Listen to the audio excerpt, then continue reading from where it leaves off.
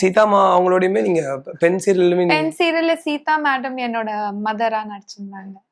இல்ல விஜய் சேதுபதி சார் இருப்பாங்க, பிரஜேன் இருப்பாரு. அதுல விஜய் சேதுபதி இருந்தாங்கன்னு எனக்கு தெரியாது. அவங்க கூட எனக்கு எந்த ஒரு காம்பினேஷனும் இல்ல. இப்ப ரீசெண்டா ஒரு ஃபிளைட் எடுக்கும் போது விஜய் சேதுபதியும் நானும் ஒரே ரோல தான் இருந்தோம். ஸோ அவங்க மேனேஜர் என் பக்கத்துல உட்காந்துருந்தாங்க. நான் சொன்னேன், சாரோட ஒரு போட்டோ எடுக்கலாமான்னு. எங்களுக்கு விஜய் சேதுபதி ரொம்ப பிடிக்கும். சோ அப்போ தெரியாது பெண்ல நடிச்சிருக்காரு. இல்லன்னா நான் சொல்லிருப்பேனே, இன்னும் கம்ஃபர்டபுளா இருந்திருக்கும். பட் எனக்கு நீங்க சொல்லிதான் எனக்கு தெரியும். இல்ல அது அஃப்கோர்ஸ் வந்து நமக்குமே அப்ப ரெஜிஸ்டர் ஆயிருக்காது. அவர் எங்க இருந்து யாரோ ஒருத்தர் ஒரு புண்ணியமா புடிச்சு போட்டிருக்காரு, விஜய் சேதுபதி இங்க சீரியல் நடிச்சிருக்காரு. சோ அதுல இருந்தா அதோடைய வீடியோஸ் எல்லாம் வந்து யூடியூப்ல வர ஆரம்பிச்சது. அந்த சேம் சீரியல்ல இது அட்டக தினேஷ்மே நடிச்சிருப்பாரு. ஓகே.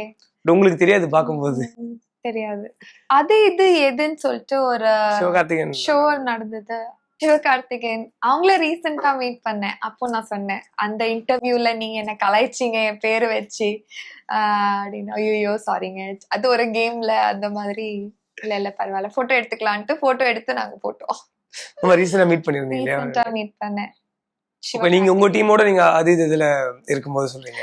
அப்போ என்னையும் காயத்ரியும் ஒரு இன்டர்வியூ மாதிரி கூப்பிட்டாங்க அந்த ஷோல. அந்த ஷோல